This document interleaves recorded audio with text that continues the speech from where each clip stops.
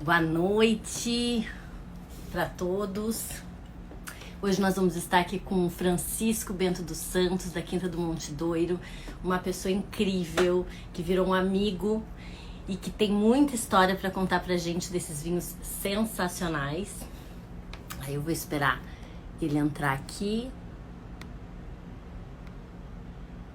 pra gente começar o nosso papo.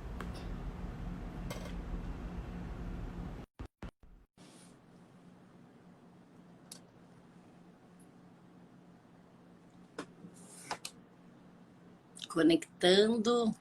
Ai, gente, como ele é rápido! Oi! E aí, conseguiu colocar as crianças para dormir? Acho que pode aparecer aí alguém a qualquer momento, mas Ah, acho que mas a sim. gente vai adorar se aparecer. Eu tô louca para conhecer teus filhos. Então E vem-me a TT visitar que também. eu vi fotos de você em Portugal o ano passado e em silêncio, sem falar nada para mim. Diz que fala que vai conhecer meus filhos e tal, está bem, está. Eu prometo que é a minha próxima viagem. Eu prometo. Aham, uhum. Juro? Por Deus, Nosso Senhor. Olha, a TT tem família no Brasil e passou muitas férias em São Paulo e no Rio e tem um tio que vive no Rio e que todo o tempo, durante 30, 40 anos, falou: para o ano a gente vai, para o ano a gente vai. E eu estava, quando eu estive com você em São Paulo e depois fui para o Rio, eu falei para ele: tio, você vem no nosso casamento. Assim, tá, para o ano a gente vai. E a gente não estava planeando casar. E então, uns meses depois, ligámos e falámos: tio, a gente vai mesmo casar. Assim, eu vou. E ele veio no avião e veio cá ao nosso casamento, aqui na vinícola. Será que não vou precisar esperar outro casamento ou bodas? Não, Eu não, a juro gente que eu casar vou. já não vai Eu, outra eu vez. juro que eu vou logo. Mas daquela vez É, que a gente tinha programado, aconteceu tanta coisa na vida pessoal que, enfim, não deu. Mas a hora tá certa e tu sabe o quanto apreço eu tenho pelos vinhos de vocês e por você. Hoje eu te mostrei, né, que eu guardo com o maior carinho o cartão mais lindo que eu tenho, que é essa feito numa testeirinha. testeira de vinho, ó, que ele fez pra mim. Aham. Eu amo. Eu tenho o maior carinho por ti, tu sabe disso e por esses vinhos maravilhosos. Mas enfim, nosso tricô é longo, né? Vamos lá, vamos Então lá. vamos começar. Francisco, essa propriedade, essa quinta do Monte Douro existe há muito tempo, né? Desde o século XVII, sempre foi conhecida por ter excelentes vinhos. E eu queria saber como é que aconteceu do teu pai para lá, de essa história de vocês com essa quinta. E também eu gostaria de saber o porquê do nome. Conta um pouquinho dessa história para nós. Bom, a quinta é conhecida desde o século XVII e chama Monte Douro porque tem uma encosta virada a norte, em que o sol, quando nasce, ilumina de tons dourados muito bonitos esse monte, e quando se põe, ilumina também o céu de tons dourados muito bonitos, e desde sempre que é conhecida como Monte Douro. Ainda hoje, no pôr do sol, quando todo mundo foi embora, eu vim para casa começar a tratar do jantar para as crianças, estava assim um sol incrível. Eles já estavam prontos para ir dormir. Eu falei: meninos, venham cá. Fomos ali de uma janela que se vê mesmo o sol a pôr, é de facto uma vista incrível. A minha avó nasceu na aldeia, no vilarejo aqui mesmo do lado, e ela foi muito cedo para Lisboa, mas o meu pai todo o verão vinha aqui para esta área para passar férias e, portanto, enfim, toda a vida ouviu falar no Monte Douro. E sempre se falou no Monte Douro como um local onde o vinho era bom. É claro que naquela altura não estamos a falar dos vinhos de hoje em dia, a própria cultura do vinho não tinha a expressão que tem hoje em dia. Mas havia uma noção que o vinho aqui era se calhar melhor do que ao lado, ou seja, uma noção, não com esse nome, mas uma noção de terroir. Uh, Ele viveu toda a vida a ouvir falar aqui na vinícola e ele é engenheiro químico e trabalhou com trading de metais toda a vida, e tinha um grande amigo judeu americano, o Joe Rosenfield, que sempre lhe falou que a commodity mais escassa era a terra. Land, em inglês, que eles falam muito, ou seja, não era... Meu pai comercializou chumbo, prata, ouro, cobre, mas tinha de facto uma ideia de investir em terra. Que é isso, Lala? Lala, isso é água. Água e vinho. Ah, pronto, tá bom, tá bom. Ah, Só água? Você tá maluco? É água e vinho. e você transforma ou não? Hã? E transforma água em vinho ou não? Ai, ainda não consegui essa técnica. Se A tu me gente faz isso aqui ensinar, na eu vou vinícola. adorar. A gente faz isso aqui na vinícola. Chove água cai água da chuva, depois tem que ter um vinhedo para ajudar, mas ela transforma-se em vinho. Exato. Hum. E aí ele tava com essa... E então, ele investiu em terra, ele tinha uma oportunidade, a vinícola estava disponível e ele teve uma oportunidade de investir em terra. Só isso. Porque era a terra que ele conhecia, ficava do lado do vilarejo onde ele toda a vida passou férias e, portanto, tinha uma ligação emocional aqui ao Monte Douro e, quando teve a oportunidade, não hesitou. Na altura, sem pensar em vinho, sem pensar em produção de vinho, isso veio só a seguir. Mas eu acho que você vai perguntar o que é que vem a seguir, não é? Não, e a coisa que eu acho mais louca dessa história, porque eu acredito que as coisas, quando tem que ser, elas são, né? E aí, quando vocês, quando houve essa aquisição em 86, vocês começaram a fazer um estudo exaustivo de terroir e começaram a ver características nesse terroir que lembrava muito uma região que teu pai é super fã dos vinhos. E eu acho que isso determinou um pouco a característica dessa nova Quinta do Monte Douro, da escolha das uvas a serem plantadas. Então, eu acho isso, assim, a coisa mais... Eu acho muito interessante essa história. Foi uma coincidência enorme. Então, é surreal. Mas que não estava prevista. Mas No conta para eles que fundo, eles não sabem qual é a coincidência. o meu pai, de fato, queria investir em terra, havia esta propriedade do lado do vilarejo onde ele passava férias e that's it.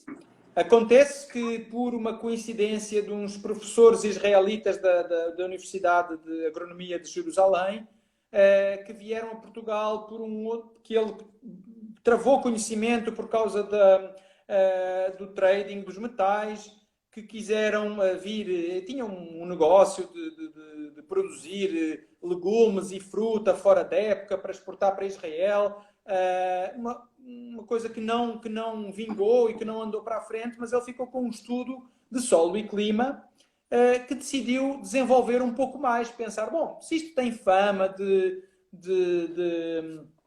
produzir grandes vinhos, deixa estudar e pensar um pouquinho mais. Nós tínhamos registros da propriedade que foi pertença do Visconde de Chanceleiros. Ele era um grande viticultor, ministro do Reino à época, no final do século XIX, muito conhecido pelo seu trabalho na luta contra a filoxera. Tínhamos registros de ter sido propriedade do Visconde de Chanceleiros, de inclusive ter sido produzido aqui na Quinta Vinho do Porto. Uau! Não poderia ser vinho do Porto, porque era em Lisboa. Nós estamos a 50 km a norte de Lisboa. Mas com a filoxera que devastou o Douro, era preciso encontrar forma de abastecer o mercado inglês. E então procurar outros locais onde se pudesse enganar os nossos queridos amigos. É assim que nós tratamos os nossos amigos. E tentar fornecer alguma coisa que os enganasse. E, portanto, este vinho saía daqui, ia para Gaia, levava um carimbo falando que era Porto e conseguia enganar os nossos aliados. Tínhamos esses registros, estudámos em profundidade o solo e o clima e, de fato, o meu pai encontrou várias semelhanças com o Vale do Rhône, em França.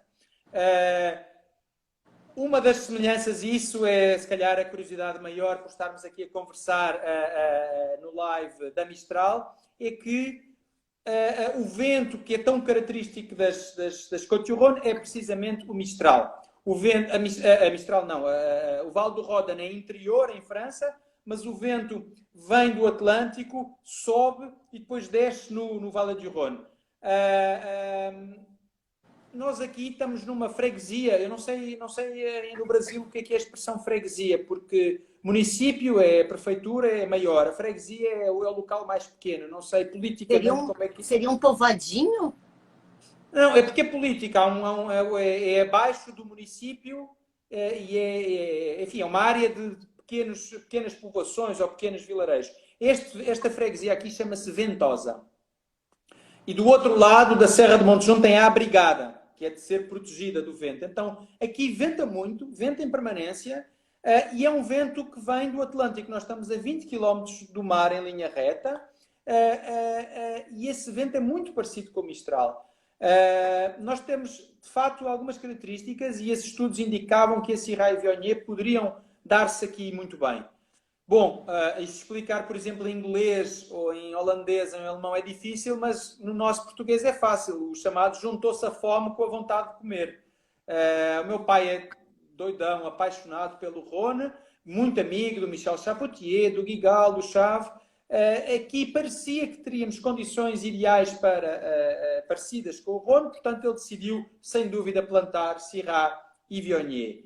O primeiro vinho que nós fizemos, o Quinta do Monteiro Reserva, em 97, foi classificado pela crítica como o melhor vinho português feito com uma uva estrangeira e no ano seguinte, isto pela crítica portuguesa e pela crítica internacional, no ano seguinte como o melhor Syrah da Península Ibérica, a melhor manifestação do Syrah na Península Ibérica.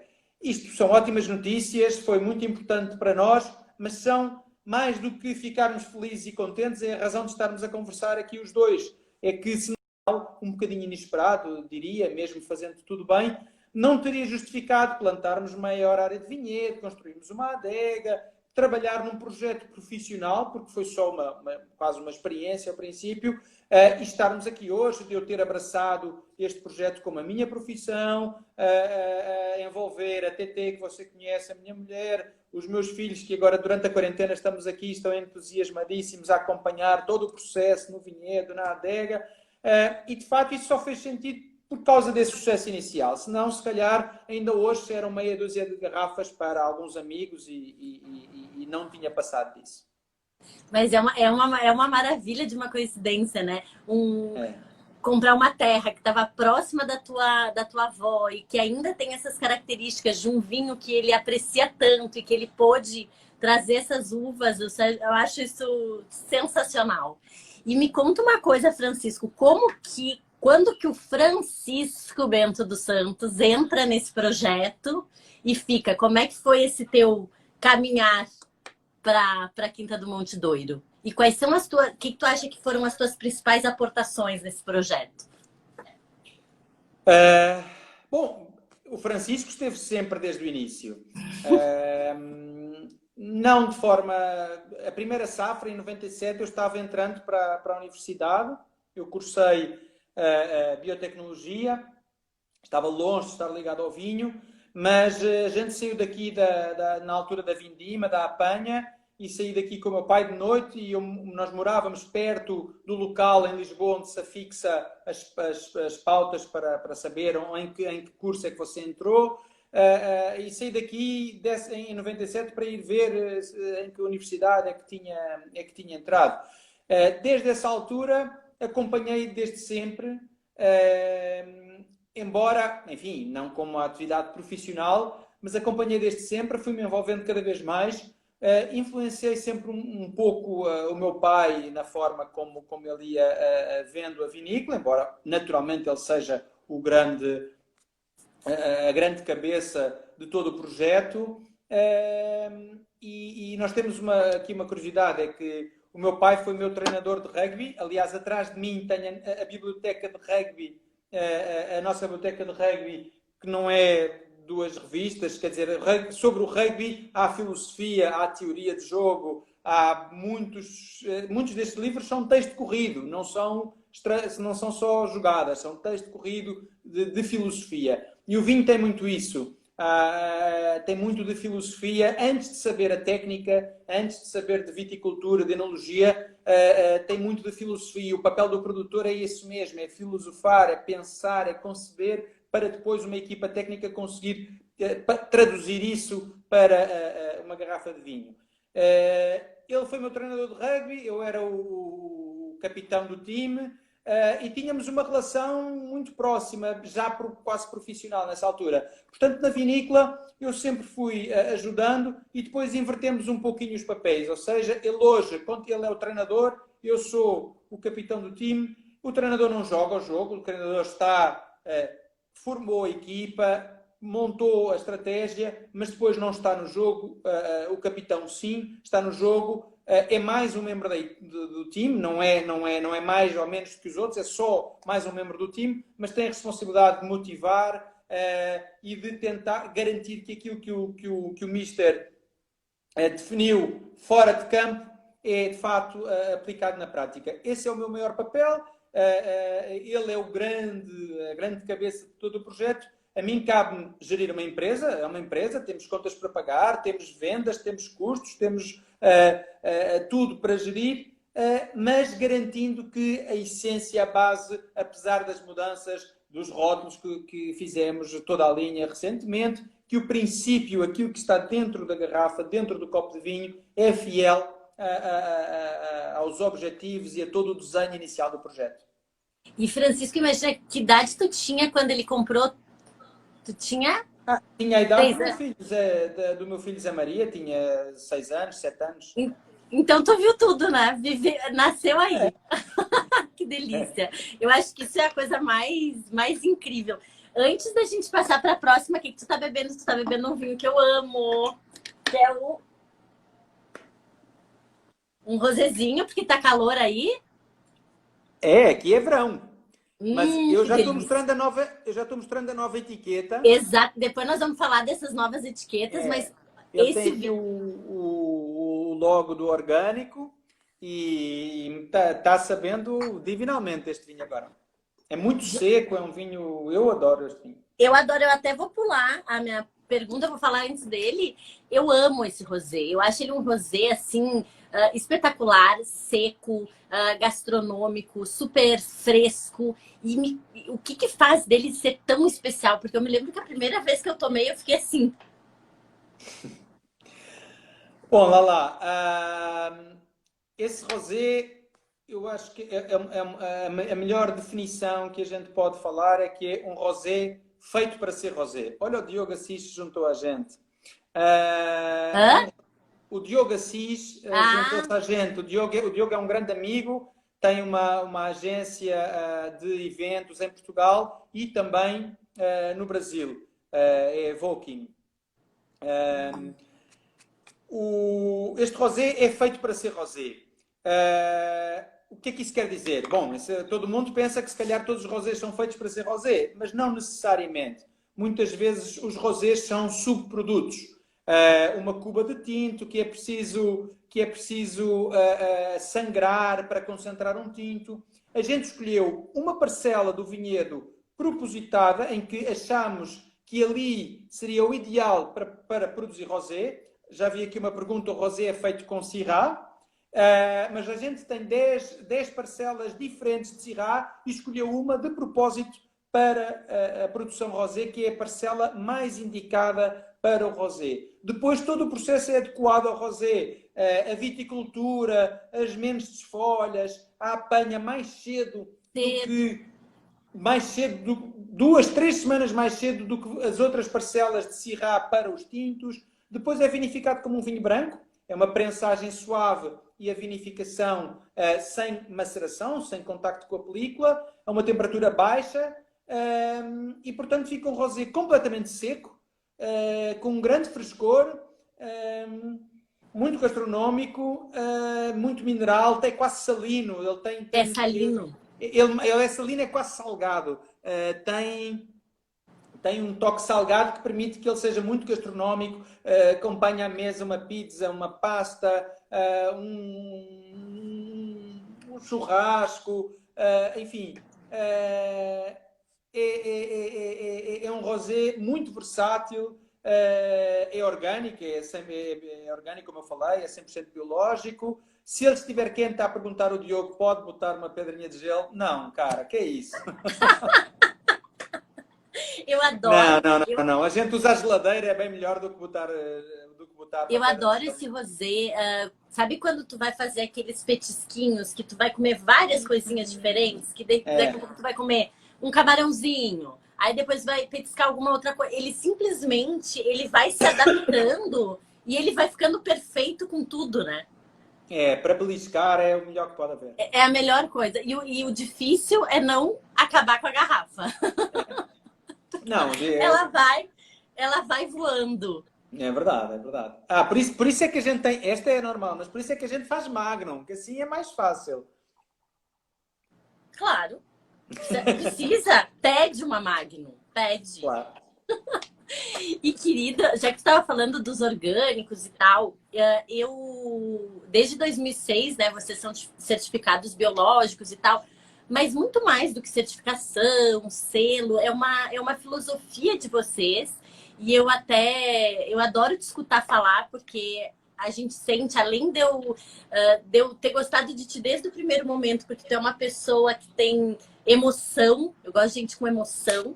E eu tava vendo uma live tua com o Gastão e tu tava explicando que os vinhedos de vocês são como se fossem jardins, né? Que tem 8 pessoas ali cuidando e que ele fala por si próprio. Então, eu gostaria que tu me contasse dessa filosofia, que eu acho que ela vai muito mais além do que de certificação, de selo, e sim é uma forma como vocês pensam, como vocês trabalham e como vocês entendem que essa uva deve ser, né? Como ela deve ser tratada para chegar ao resultado que vocês querem. Então eu queria saber um pouquinho dessa filosofia e como que foi trilhar esse caminho para chegar até aí, porque não foi desde o início, né? Não, lá. Orgânico é difícil. É só fazer aquilo que os nossos antepassados faziam. Não é mais do que, antes de haver pesticidas e outros químicos, tudo era orgânico. Embora o mundo de hoje seja menos orgânico e, portanto, seja mais difícil. Mas é só fazer isso, é só trabalhar com a natureza e usar a natureza a defender-se das pragas e das coisas ruins e focar na planta. É só isso, não tem mais do que isso. Mas isso dá muito trabalho, isso obriga a muito cuidado. Naturalmente, ao princípio, não começámos assim, mas a nossa conversão foi relativamente fácil porque havia já uma série de operações e procedimentos que a gente fazia e que facilitou a passagem para o orgânico. É muito tratar. A gente não pode usar químicos, tem que usar trabalho manual ou mecânico, e então é muito isso. É muito trabalho no vinhedo, tratar as plantas, como eu falei para o Gastão, e falo outra vez, é como um jardim. Ainda hoje a gente postou, quer no Facebook, no Face, quer no Instagram, um vídeo da despambanadeira, que tem um corte assim no vinhedo, é quase como se fosse um corte de cabelo, mas é o trabalho. Repete o nome que tu falou rapidinho. É trimming em inglês, mas a gente fala, os pâmpanos são os lançamentos, Sim. então é despampa e a alfaia chama despampanadeira. Despampanadeira. assim você percebe melhor. Mas tem tudo, é o trabalho do solo, é o trabalho do vinhedo, é um trabalho em permanência, a gente não pode deitar o pesticida e ir de férias e descansar, não, é um trabalho sempre em permanência, cuidar do vinhedo. É evidente que isto é melhor para o clima e para o ambiente, mas não é esse o principal objetivo, isso é uma consequência natural e ainda bem que sim. O principal objetivo, e foi por isso que a gente mudou, porque tem mais custos, mais riscos, mais aflições, dá muito trabalho, às vezes apetece a erva, então nesta altura que chove e depois vem calor e chove, a erva cresce, a gente pode ficar a olhar e ver a erva a crescer. Então, jogar um herbicida é uma tentação muito grande, dá muito trabalho, é muito cansativo ter que estar a cortar, a tirar, a arrancar, e todo esse trabalho faz sentido porque há um bem maior que é a expressão do terroir. Ou seja, conseguir que a expressão, que uma fotografia desta paisagem, deste Monte Douro lindo, atravesse as uvas, chega às uvas, chega à garrafa de vinho, consigamos sentir toda esta beleza numa taça de vinho. Isso, a forma mais pura de o fazer, conseguir a precisão da fruta, conseguir este frescor natural que também a própria proximidade do Atlântico trazia, esta mineralidade. Tudo isto é muito mais fácil, já tentávamos fazer antes, desde as primeiras safras, mas é muito mais fácil quando produzimos uvas orgânicas. Vocês estão em Lisboa, então tu falou um pouquinho dessa influência do vento e tal, mas conta um pouquinho assim, mais especificamente do terroir de vocês, assim, o solo, o clima, o que acontece aí? Bom, a gente está, como falei, a 50 km a norte de Lisboa e 20 km do mar. O clima é mediterrâneo, mas tem uma proximidade, uma influência atlântica muito forte. O que é que a gente tem? Por exemplo, temperaturas, estamos no verão, a temperatura não vai além dos 30, 31 graus centígrados. No Alentejo ou no Douro pode chegar aos 40, aos 45. Se calhar agora não ainda em junho, mas em julho e agosto sim. A gente aqui nunca tem temperaturas demasiado elevadas e agora à noite esfria muito. Eu se for agora na rua tenho que botar uma blusa, um casaco, alguma coisa, porque não dá para andar de short e camiseta agora na rua. O vento é muito frio e fica desagradável. Isto permite ter esta variação de temperaturas. Você está aí? Eu tô. Tu que deu uma falhadinha. Essa diferença Aí? de temperatura, tu estava falando? Ah, Sim, só caiu um pouquinho. Essa ok. diferença de temperatura, tu estava Pronto. Essa falando? diferença de temperatura permite a gente ter maturações muito lentas e bem completas das nossas uvas. Isso ajuda a que os aromas se formem de forma correta, ajuda a conservar a acidez e, portanto, depois trazer o frescor aos vinhos. Dá para produzir uvas muito saudáveis e bem longevas, muito equilibradas em geral, e portanto aqui, como falei, a Syrah e a Viognier dão-se muito bem, mas também a Tinta Roriz, a Touriga Nacional, o Arinto, e depois nós temos uma vindima, uma apanha muito longa, começa no final de agosto, início de setembro e vai até quase meio de outubro. Tudo acontece muito devagar, portanto aquele calor às vezes muito forte no Alentejo faz com que em 2 dias tudo fica pronto a colher, tudo ao mesmo tempo. Essa maturação é muito rápida. Isso não tem nada de errado, é as características que são. Os vinhos do Sim. Alentejo são magníficos com as suas próprias características. De facto, aqui a gente consegue ter um desfazamento muito, muito pequeno entre o interior da uva e a película. Tem aqui condições muito privilegiadas. E isso, para mim, faz com que os vinhos da Quinta do Monte Douro tenham uma característica que toda vez que eu tomo, de qualquer linha, eu tomo e eu sinto uma coisa que eu acho que está muito conectada, mais uma vez, com a alma, assim. Eu acho que o projeto de vocês, ele tem muita alma. Então, o teu pai é um gastrônomo conhecidíssimo em Portugal, um cozinheiro de mão cheia, eu imagino, pelo que a gente conversou, que tu também adore cozinhar. E para mim, sempre que eu tomo um vinho de vocês, eu sinto que parece que ele foi feito para um prato. Que ele foi feito para acompanhar determinado prato. Eu ponho na boca, eu já penso no prato que eu tô pensando em comer. E aí eu queria que tu contasse um pouquinho desse perfil deles serem tão gastronômicos e esse, eu posso dizer que esse é o perfil? Eu tô certa pensando assim? Oh, lá, sem dúvida. O meu pai, ele gosta muito de cozinhar, é um grande gastrónomo. Para ele o vinho só faz sentido com a comida. Olha Ele os não livros faz... dele. Os Ah, livros. tá. Tô com todos aqui, ó. Estou vendo. Os livros dele são sensacionais e tem na Mistral. Não deixem de procurar, porque para quem gosta de harmonização, eu acho sensacional. É verdade. Mas ele não faz isto que a gente está fazendo. Ele não toma uma taça de vinho assim. Não tem nada de errado, mas para ele o vinho é a mesa, para ele a mesa é partilha e o vinho é um complemento único a uma refeição. Portanto, só faria sentido fazer vinhos que fossem gastronómicos, que pudessem ser apreciados à mesa. Não quer dizer que não possamos tomá-los noutras ocasiões, noutras circunstâncias, mas que é aí que eles se exprimem melhor. E, portanto, não fazer vinhos pesados, carregados, que se calhar ganham concursos ou provas, mas depois ficam cansativos. Depois de tomar a primeira taça,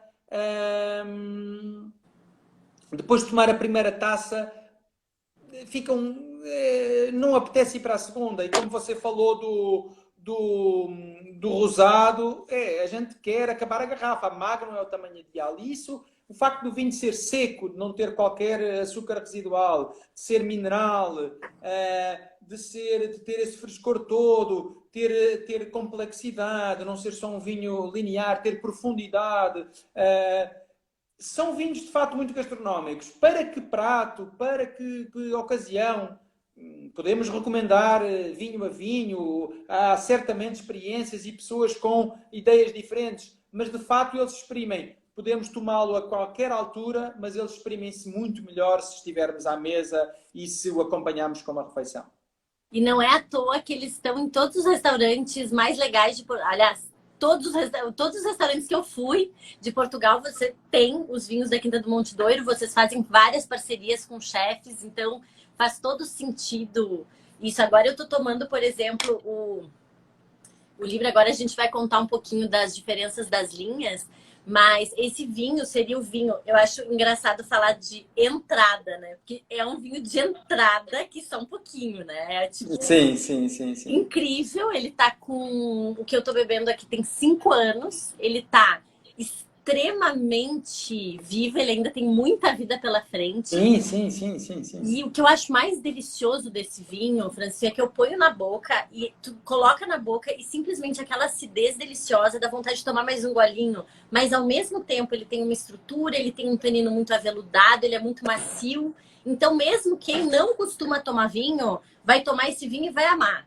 Um amante de vinho vai amar também. Então ele assim, ele é, eu acho sensacional. E aí eu queria que tu contasse um pouquinho, porque a linha de vocês é uma linha extensa, digamos assim. E aí eu queria que tu contasse um pouquinho das diferenças. E eu sei que agora, as próximas safras que a gente vai receber, vão estar com roupa nova, com nome novo. Então, para os amantes da Quinta do Monte Douro, ou para quem não conhece, eu queria que tu contasse um pouquinho dessas linhas, o que mudou, enfim. Bom, os vinhos, para não assustar ninguém, nem os nossos fãs, os vinhos são os mesmos, não mudaram. A gente só ajustou um pouquinho os rótulos, não para os amantes que conhecem a linha e que conhecem toda a vinícola, mas para os que não conhecem ser mais fácil. Nós tínhamos vários nomes, cada vinho tinha um nome, Libra, que você está mostrando, mas o Madrigal, o Tempra, o Aureus. E quem conhece a história, há uma razão para isso. Quem não conhece ficava um pouco confuso. E a gente só simplificou em termos de imagem. Então é assim, a linha Libra, que é como estávamos falando, a entrada de linha, vou mostrar aqui assim um pouquinho, assim. Branco, rosé e tinto. Branco, rosé e tinto. A linha Libra manteve-se... Olha, agora não aparece. O vinho é o mesmo, mas a gente deixou de chamar Libra. Porque havia muita gente que falava Libra e depois não sabia que era da Quinta de Monte Douro. E então, o vinho, o Libra tinto que você tem aí, este é o Quinta de Monte Douro tinto. Portanto, só saiu o Libra. Ó, o rótulo está igual, não precisa, não é outro vinho só. Não, beleza. Igualzinho. Perfeito. Este é o 2017, que é o que vai agora no pedido da Mistral. Teve 91 pontos na Wine Enthusiast, 90 pontos no Parker. Portanto, é o mesmo vinho de sempre, 100% de Syrah. É o nosso cartão de visita. Agora, eu estou aqui a ver uma mensagem a pedir para falar o nome do vinho. Quinta do Monte Douro, tinto. E aquela lá tem aí é o Quinta do Monte Douro tinto, mas chamava-se Libra, tipo subnome. Que é o mesmo que nós temos agora na Mistral. Ainda nós temos o Libra, mas é só para vocês dizerem que ele vai chegar na próxima com essa nova carinha. Já vai ser o novo rótulo. Pronto. Mas exato. O vinho é o mesmo. É o mesmo. E também com o mesmo nome Libra temos o rosé, o rosado e o branco. O rosado é Syrah Vamos mostrar aqui a diferença. Ó, só sai aqui.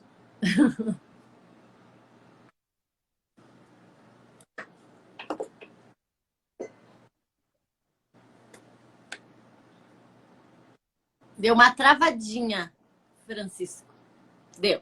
Voltou. Trancou.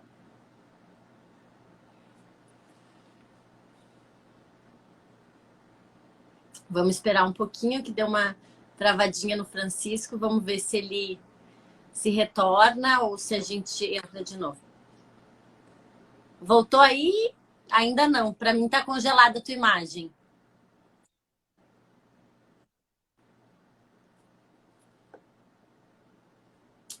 Para mim tá congelada, Francisco, um pouquinho.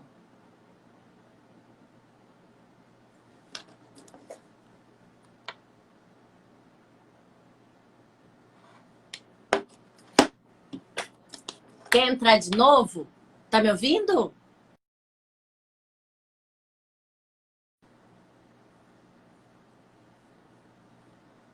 Vou ver se ele quer entrar de novo aqui.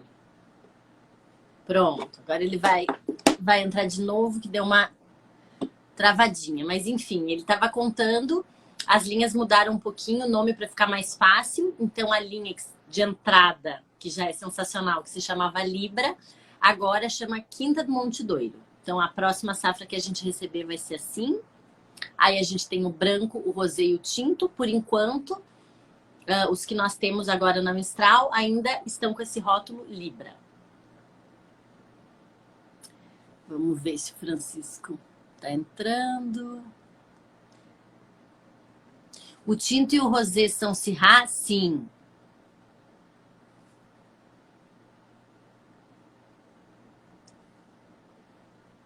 Syrah.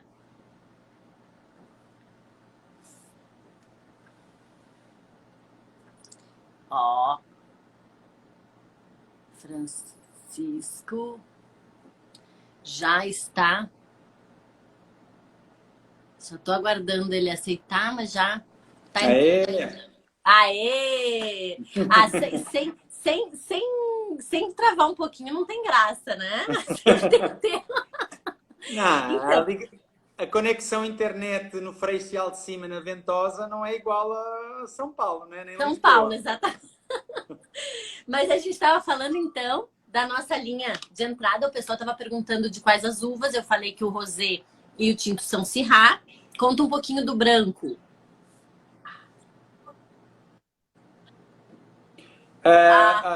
Fala para a Lara que eu já cá estou dentro. Ela está perguntando e tentando chamar, mas a Lara está tentando chamar. Mas fica tranquila, Lara, está tudo certo. Já nos encontramos. Bom, portanto, os Libras ficaram a chamar-se Quinta do Monte Douro, branco, tinto e rosado. O tinto é um corte de várias parcelas de Syrah, rendimentos de produção muito baixos, e estes são como se fosse a nossa carta de visita. O rosado é só Syrah, como a gente falou, o branco é Viognier, Arinto e Marsanne. Portanto, é a linha base, como você falou, a entrada de linha, bom, é uma ótima entrada de linha, mas exprime muito bem o terroir da vinícola. Eu vou chamar a atenção para um ponto que a gente já falou no tempo, imenso tempo que passamos juntos em São Paulo, de um lado para o outro. Em Portugal, nos rótulos, há muita coisa que não funciona bem, mas esta funciona. Quando você vê num vinho a palavra quinta, que está aqui Quinta do Monte Douro, e não só Monte Douro, ou Lalá, ou Francisco, ou o que for, quer dizer que esse vinho tem que ser feito com as uvas da quinta.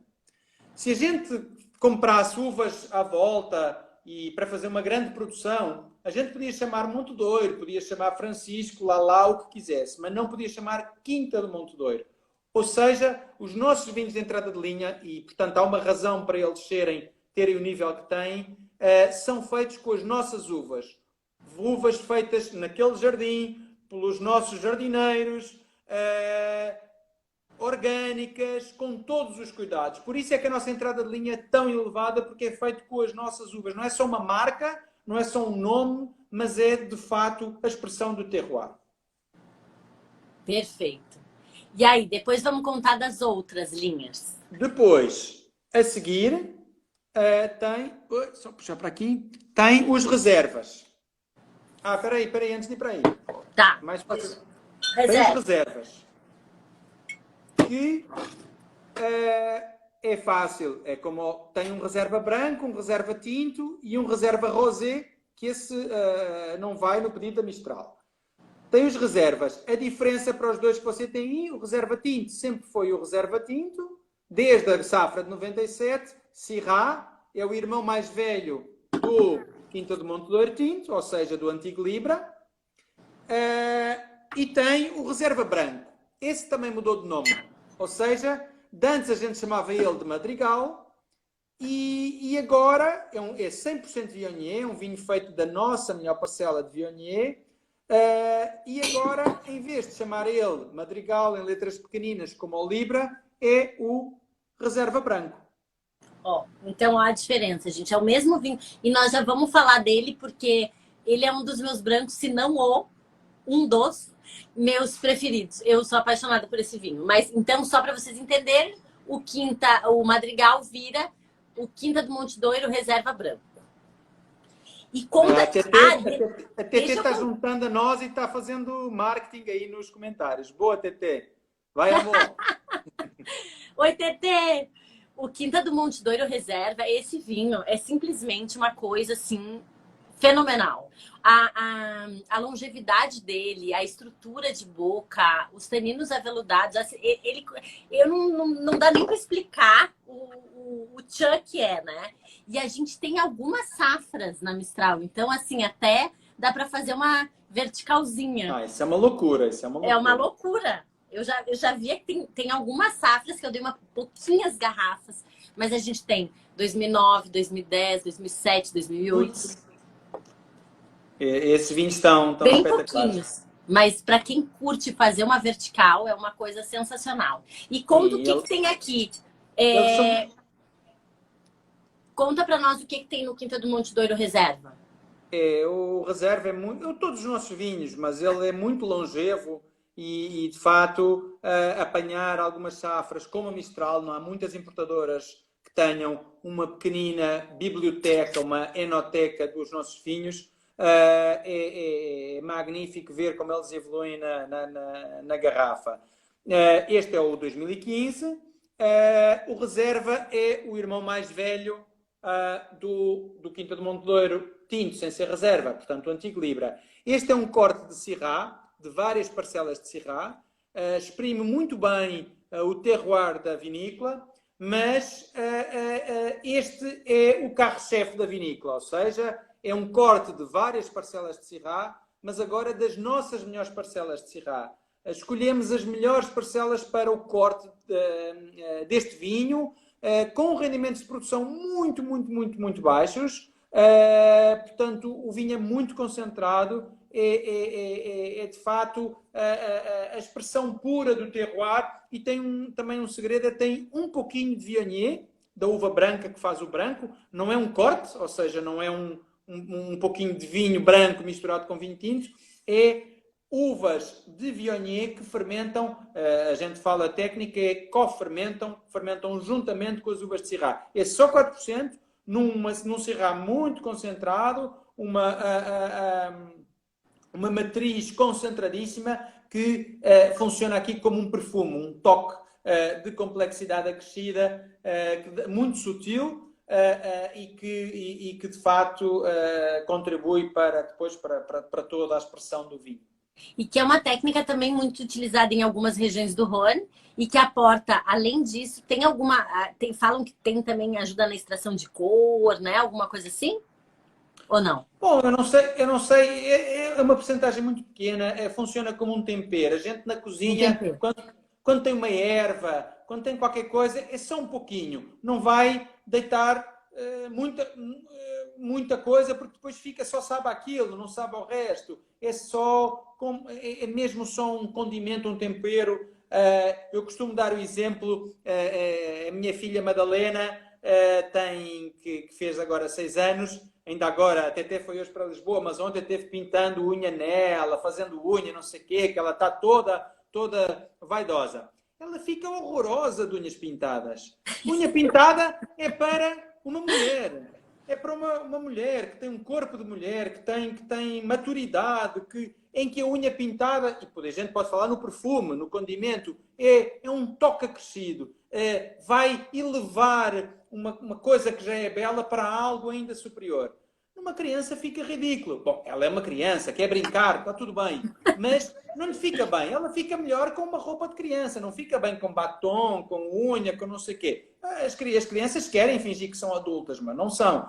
Ora, é um vinho adulto. É um vinhedo muito concentrado, uma matriz muito concentrada que tem corpo, que tem presença, que pode ter essa sutileza adicional. Não é pegar num vinho qualquer, deitar um bocadinho de vinho branco e isso ficava que nem unha pintada em criança.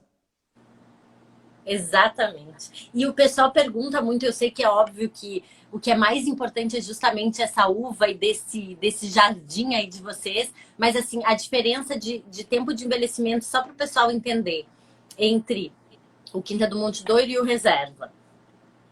Até ao momento não tem diferença, porque a primeira safra deste vinho, ele agora já se chama só Quinta do Monte Douro, já foi Libra, e antes disso ainda se chamava Vinha da Nora.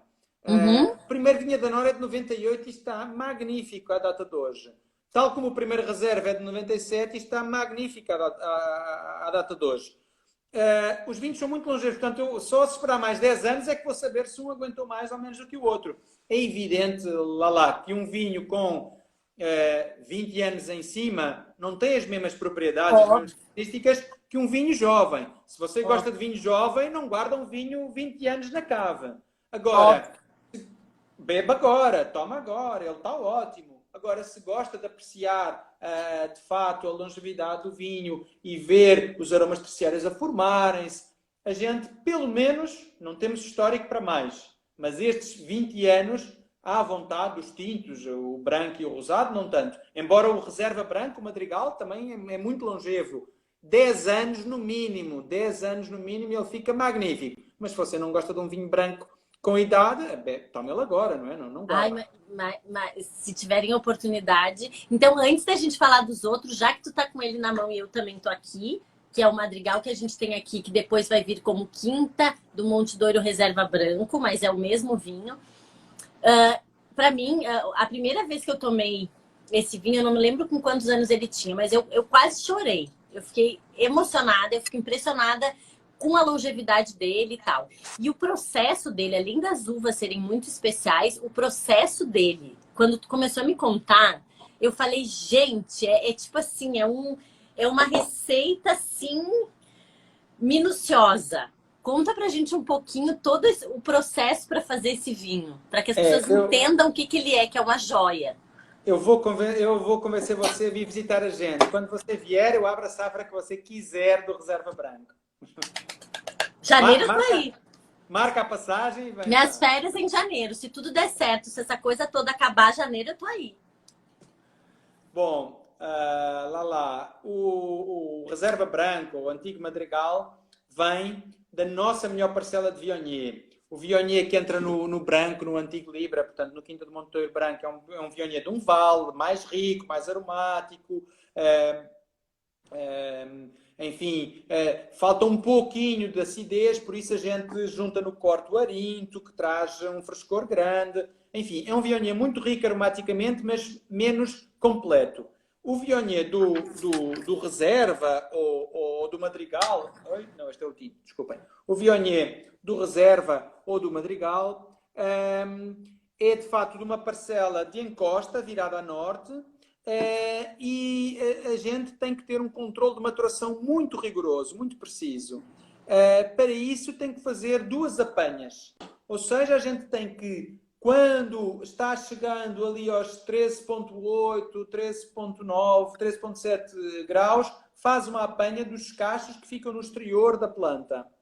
E 2, 3 dias depois, apanha os cachos mais interiores, que que entretanto vão subindo mais um pouquinho até chegarem perto dos 14. Porque a Viognier é uma uva muito ingrata.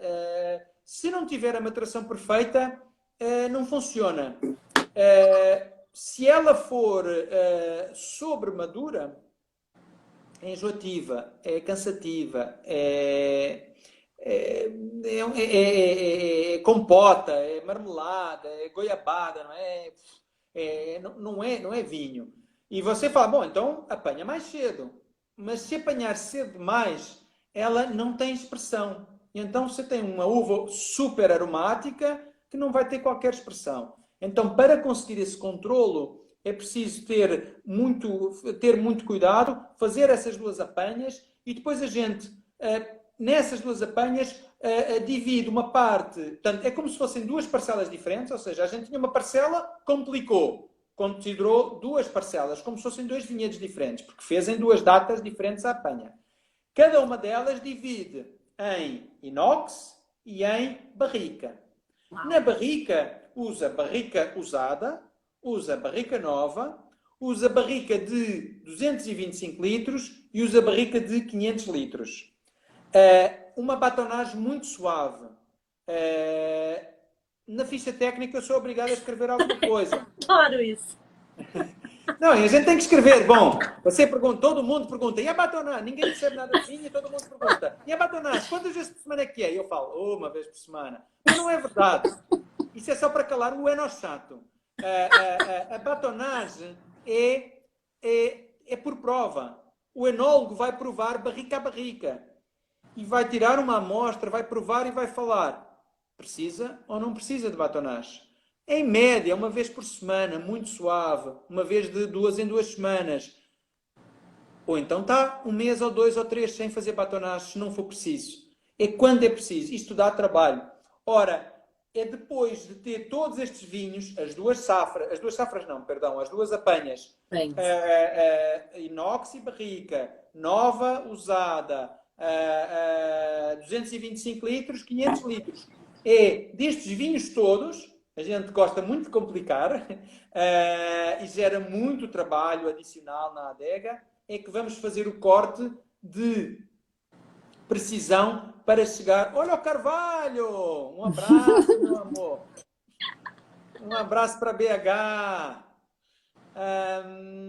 É só quando fazemos esse corte de tudo é que chegamos à complexidade que você conhece do reserva ou do madrigal, que em jovem é muito bom, mas que à medida que ele vai envelhecendo, os madrigais, e aí não se chamavam reserva branca, chamavam-se mesmo madrigal, os madrigais das safras mais antigas são do outro mundo, ganham uma salinidade,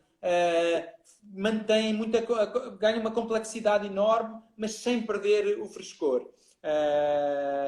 Crescem imenso e é uma oportunidade única tomar um madrigal com mais alguns anos de idade. É bem longevo, bem longevo. É porque mesmo o Monte Douro Branco já tem uma longevidade super legal, ele dura bastante, mas o Madrigal é uma coisa impressionante. E são vinhos que estão extremamente prontos para tomar quando eles saem ao mercado, mas que tem essa longevidade. Então tu prova, se tu comprar uma caixa e for provando uma a cada ano, vai ser um vinho diferente. Então, assim, sou fã. Agora, conta dos outros que a gente fica conversando e o nosso tempo está acabando. Vamos lá. Bom, os outros, mais uma vez a gente deixou cair os nomes, deixou de chamar Tempra, deixou de chamar Áureos e passou sempre a chamar, portanto, quer no Libra, no Madrigal, tudo isso desapareceu e todos se chamam só Quinta do Monte Douro. Ou seja, você quando toma um Libra não precisa falar daquilo em Monte Douro. Se tomou um tinto, tem que falar de onde é que é. Se tomou um reserva, tem que falar de onde é que é. Portanto, deixámos de ter nomes. Então, o Tempra, como ele é 100% tinta roriz, passou a ser o Quinta de Monte Douro, tinta roriz. Ótimo! O Áureos passou a ser o Quinta de Monte Douro, Touriga Nacional. Eu não tenho aqui nenhuma garrafa deles novos, mas tenho do nosso Petit Verdot. Ah, que eu amo! Ah, maravilhoso! E este é igual, ou seja, o rótulo seria Quinta de Monte, só muda aqui a cor, e seria Quinta do Monte Douro, Quinta Roriz, Quinta do Monte Douro, Touriga Nacional, Quinta do Monte Douro, Petit Verdot. O Áureos era Touriga Nacional. Touriga Nacional, mas tinha um pouquinho de Petit Verdot, não tinha? Tem. As primeiras safras sim, depois deixou de ter. Tem sempre um pouquinho de Syrah, é um corte de Touriga Nacional com Syrah, mas como a Syrah é menor do que 15%, a gente pode escrever no rótulo só a Touriga Nacional, porque é de facto a grande expressão da Touriga Nacional. Só que a nossa Touriga Nacional tem um, como o Viognier no reserva, embora aqui seja em corte, tem sempre um pouquinho de Syrah, mas é de facto a expressão daquela parcela de Touriga Nacional. Fantastic! Adorei. Não, eu acho que vai ficar super. Agora eu acho que fica mais claro, né? Fica. Fica mais claro. Lala, não há muitas importadoras como a Mistral que têm a nossa linha completa. Imagina um cara num restaurante no Taiwan que tem o Libra branco, o Madrigal e o Tempra. Não tem nada a ver um com o outro. Agora, se tiver o Quinta de Monteiro branco, o Quinta de Monteiro reserva branco e o Quinta de Monteiro tinta roriz, você sabe que são todos a Quinta de Monteiro. Quer conhecer mais sobre a vinícola? Pode saber. Tem tinta roriz.